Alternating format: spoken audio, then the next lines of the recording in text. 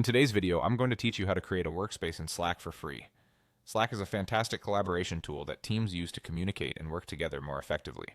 Whether you're a small startup or a large enterprise, organizing your projects and teams can be made a whole lot easier with the use of Slack. And today, I'm going to guide you step by step on how to set up your own workspace at no cost.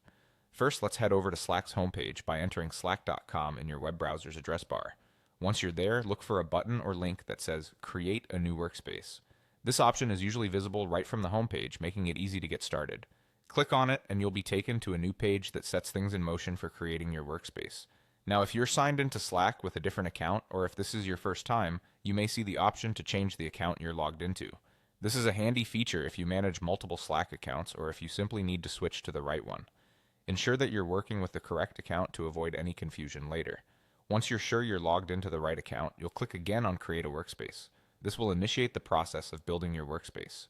You'll be prompted to enter your name first, which helps personalize your workspace. Type in your name, then press Next to continue on to the next stage. The next pivotal moment in setting up your workspace is naming it. Think about your team or project name that everyone involved will recognize. This name helps not only in organizing your projects, but also in conveying a sense of what the workspace represents. Once you've typed in a suitable name for your workspace, the next button will be your gateway to the succeeding steps. A key part of Slack workspaces is the ability to invite team members. However, for now, to keep things simple, we're going to bypass this option. Go ahead and click on Skip Step when you come across the initiation prompt. This allows you to quickly set up the workspace, and you can always add members later. Finally, you'll be given the option to select a subscription plan. Since we're focusing on creating a workspace for free today, you'll want to select Start with the limited free version. This option will allow you to access Slack's basic but robust features, ample for managing communication among your team without any immediate costs.